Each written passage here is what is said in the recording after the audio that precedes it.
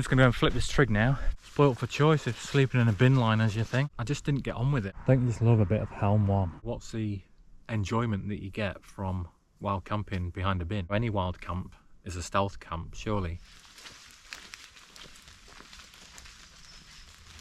So far today is just not really going to plan. I got a wild camp fully planned, but in a place that was quite high up and on the top of a hill, and the forecast has been saying it's going to rain all week, which is fine.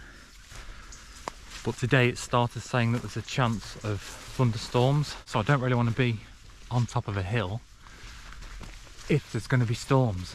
So I've had a change of plan and come to one of my usual haunts, but I'm going to be going back to a spot that I haven't camped at before. I tried to probably a couple of years ago now, but I was in a bright yellow tent and there was something in the area that was attracting loads and loads of flies. Don't know if it was a dead sheep or what, but I ended up bailing on that one. So hopefully this time we won't have a repeat. I was in a right mood when I got here as well. I think I'm going to change the channel name to Moaning Outdoors or something like that. So I'm just going to go and flip this trig now to make me feel better. It just chucked it down for about 10 minutes as I got here as well. And that's what you can see down there, the steam coming off the, I think it's the river down the bottom of there actually. I'm surprised how busy it is up here at the minute, especially with the weather.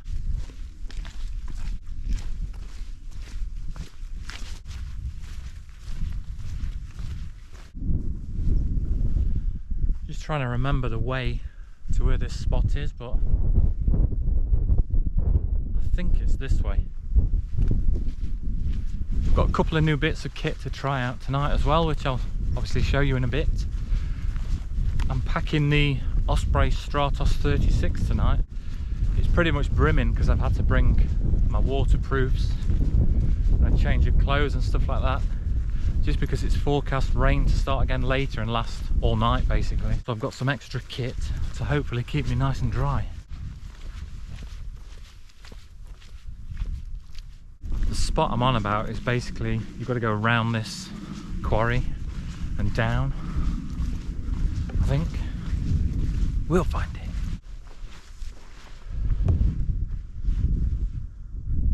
You can see the sheep aren't scared of heights. Climbing up there to get a bit of scran to eat.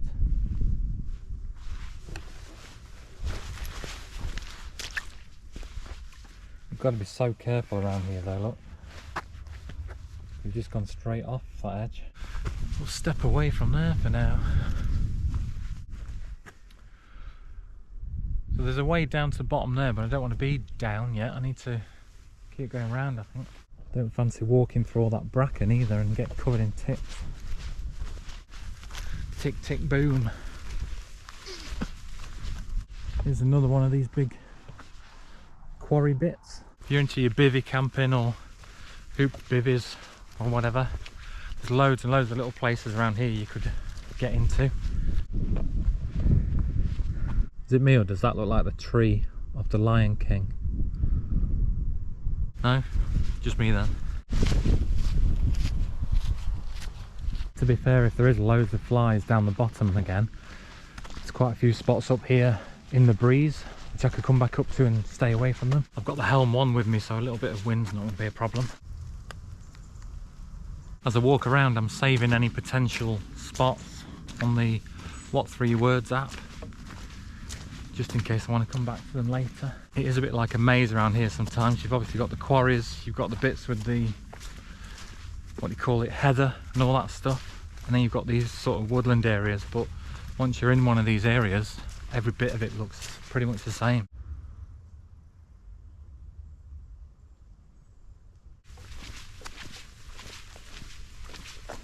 Starting to get a lot quieter now. I've not seen anybody for a while. Can't hear anybody walking about talking either. So like I say, it's a Sunday night. I'm off work tomorrow just because I've got some holiday to use up. Thought I'd shove a strategic Monday off in and come for a Sunday night camp. Another spot here, look, that you can get into. Get up there with a bivvy or anywhere really. Spoilt for choice if sleeping in a bin line is your thing. It's not for me.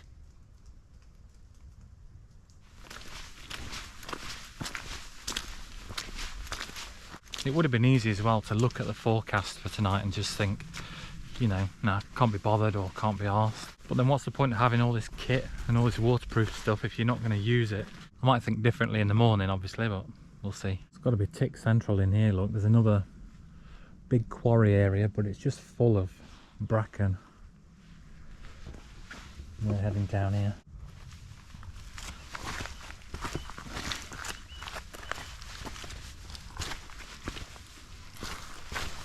You wait for me to trip over then, weren't you? Halter's on, mate. It's not happening. I think we're nearly there. Still far too early to set up, but we can assess the fly situation. And I'm about ready for a drink anyway.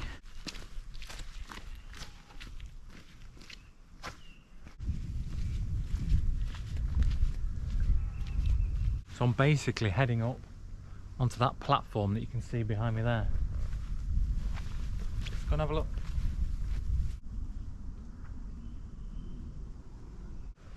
Looks like somebody else has had the same idea. Left some wood and whatever that is there.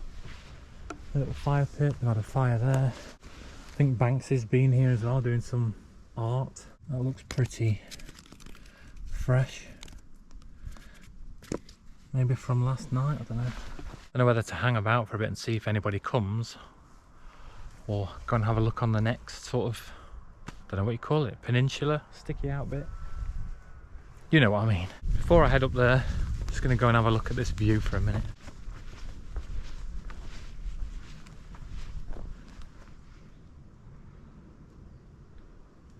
So on this one you've got two shelves. There's one running across there and then another one just behind it that goes even higher. So I might head up and have a look at that second one and just see how close it is to the path on the other side.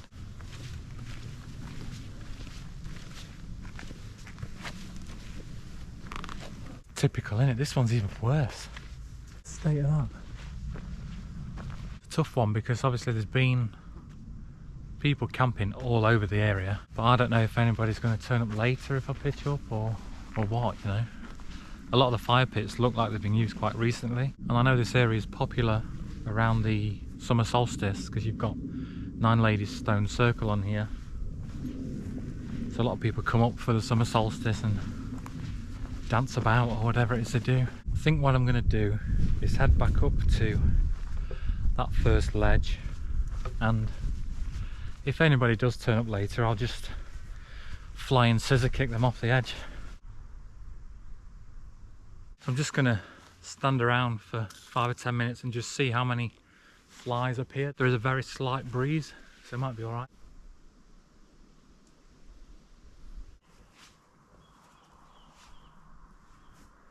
So it's either this view where we can see a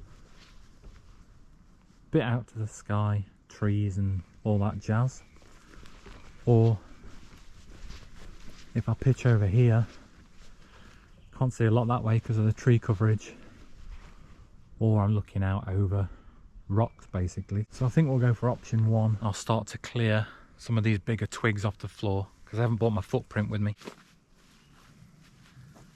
Speaking of tent footprints, drop a comment and let me know where you stand on them, because I have got one for the Helm 1, but it did cost me about 40 quid I think, and it's a lot of money just for essentially a piece of material. So let me know if you buy one with your tents or for your tents, or if you make your own, or if you just don't use one at all. I'm starting to lean towards the opinion of not using one and just double checking the area that I'm pitching on for anything sharp and anything that's potentially going to come through the bottom of the tent. There's no widow makers around here either. There's just that one small branch, but even if that did come off it wouldn't really do any damage. So it's just coming up to 5:30 now, and in the last 10 minutes or so there's been 3 dog walkers just going along the path down the bottom, so I'm going to have to be a little bit stealthy while I'm up here. Not really into stealth camping, but I'm going to have to be for a little bit. I'll talk to you more about stealth camping later.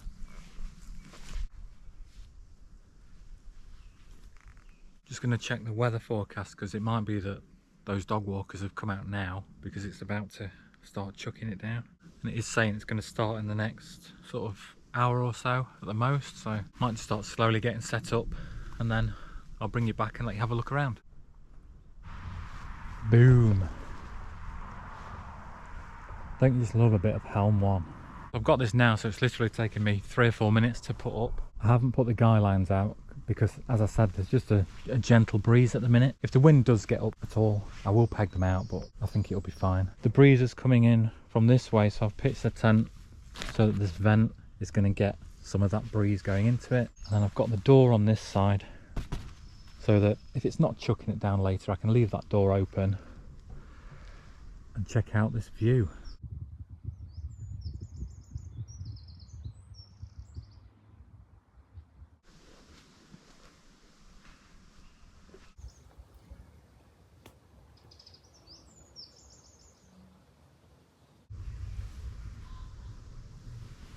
Before I forget, I've got one of these Oleo satellite communication device things now. You might have seen before that I had one of the original Garmin InReach, I think it's called an InReach Mini, the little orange things with the aerial sticking up, and I just didn't get on with it. I bought it second hand off eBay for about 150 quid, I think it was, but I found the app and the way that you used it just really awkward and not that intuitive.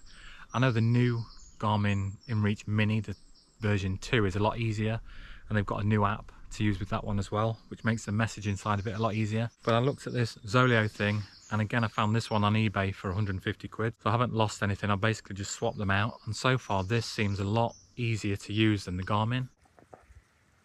Just smidged up as well, we've got a tiny bit of sun just coming out for the last sort of 3 or 4 minutes. That's brought a few flies out, so I've smidged up my face and arm. I'm going to get the rest of my stuff unpacked now.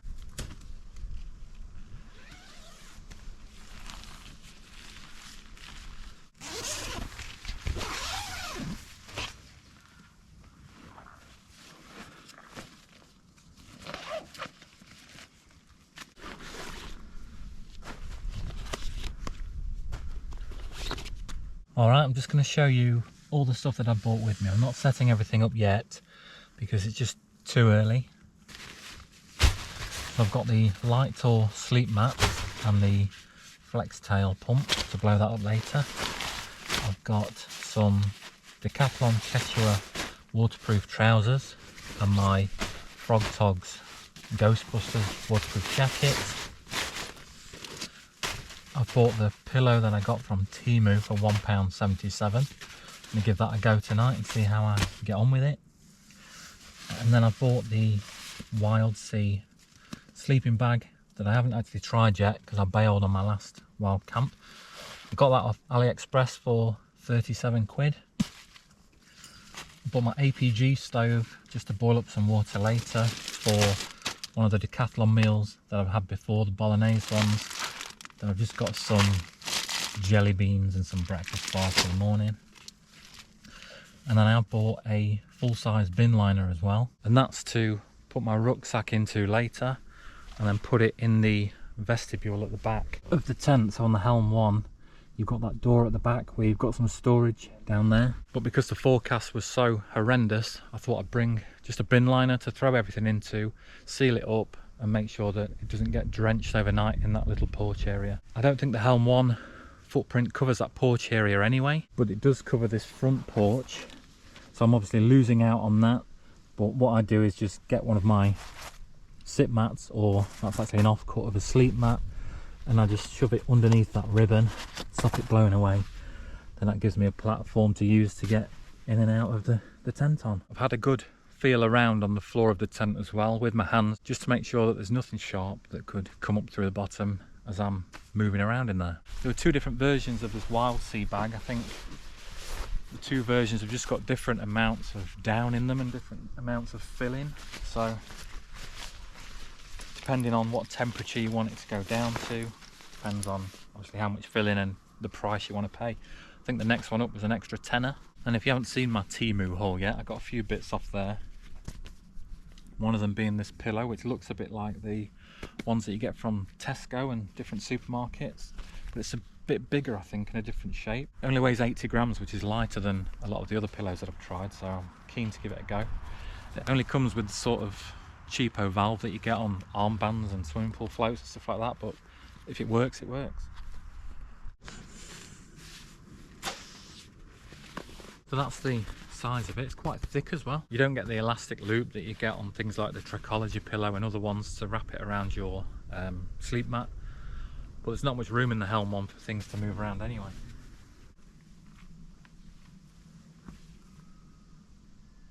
So yeah, like I mentioned earlier, stealth camping. What's your take on it? Because you've probably seen videos on YouTube and other bits of social media, TikTok or whatever. These people that do stealth camping and they're camping behind bins or in a car park or under a bridge or whatever. I'm trying to understand what stealth camping actually is, because I'm on open access land, but technically I shouldn't be here. I haven't got permission from the landowner. So any wild camp is a stealth camp, surely. But also, what's the enjoyment that you get from wild camping behind a bin? I did go on to a roundabout in one of my previous videos. I didn't camp on it, but I just went to check it out and kind of try and understand what all the fuss is about. But the noise on there from the traffic, and this is a decent sized roundabout that's quite dense with trees and stuff, so a lot of the noise is being suppressed by those. But it was still crazy. I wouldn't have been able to sleep on there. So yeah, drop a comment and let me know. Is it just to get views on YouTube, or is it a buzz, or is it an enjoyable thing to do? I don't know.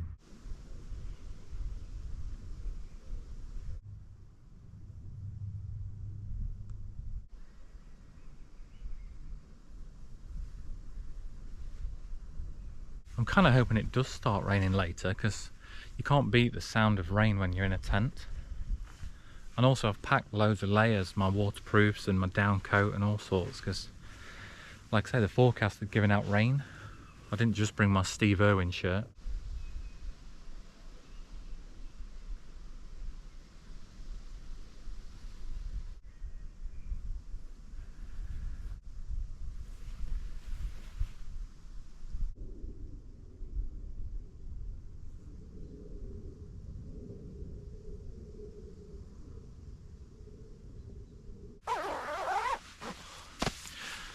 Temperature's starting to drop now. It's just gone 6:30, so I've disengaged Steve Irwin mode and gone with t-shirt and Decathlon down jacket mode. Got my merino layers to put on later as well if it does drop anymore, but I'm sure once I get into the tent and into that sleeping bag I'll be fine later. Think about getting some food on soon.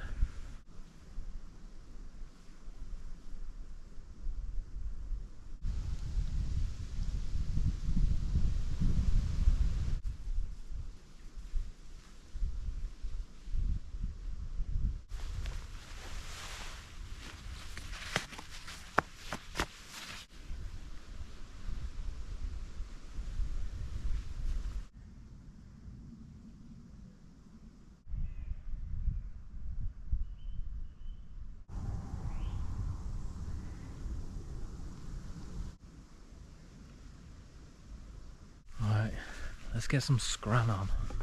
I've got one of these Decathlon pasta bolognese meals again. I've had these before. I do like them. They're really tasty and they're only 450 calories, which is fine for me. I've not been on an all-day hike or anything. I've probably walked 3 miles at the most. These ones do come with a double tear off as well, so you don't necessarily need a long spork like what I've got and like what a lot of people use. You can pull it off at the top, put your water in, and then when it's ready, pull it off halfway down. And then I've got my APG stove. This is kind of like an all-in-one jet boil type stove. This is a 750mm one because I didn't need a massive litre or 1.5 litre version.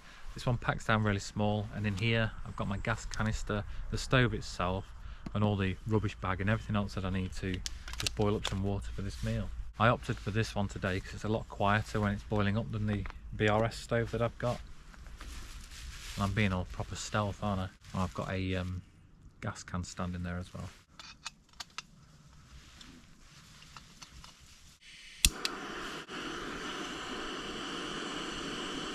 So that'll just take a couple of minutes to boil up. I'll give it a stir and then leave it to stand for 8 minutes and then get it down me.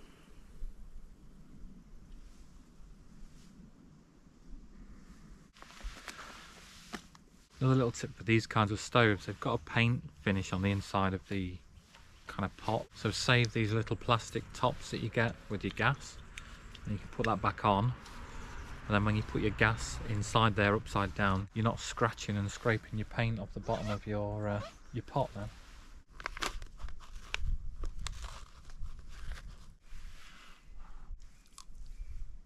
Looks quite nice, doesn't it? Just thinking about it, I'm probably going to have to get up early and get off early in the morning. With it being a Monday morning, I'm guessing the farmer, or whatever he is, landowner's going to be up here early sorting the sheep out and driving around on his quad. I mean, you should be getting up and leaving early anyway, but probably going to have to go even earlier than normal. Wash that down with a bottle of Oasis. Just looking at these rocks, which I'm assuming are from the old quarrying activity that used to go on around here, and most of them, if not all of them, have got one of these little divots or hole things in them. You can see them on every one of these massive boulders. Just wondering if anybody knows what they are, what they're for. If you know, just drop a comment and let us know.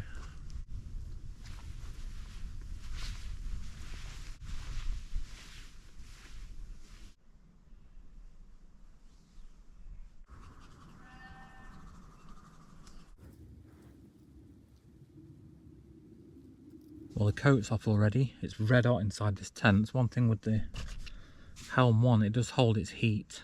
So I'm just going to chill for a bit now and then get into the sleeping bag later, and I'll let you know how I get on in the morning.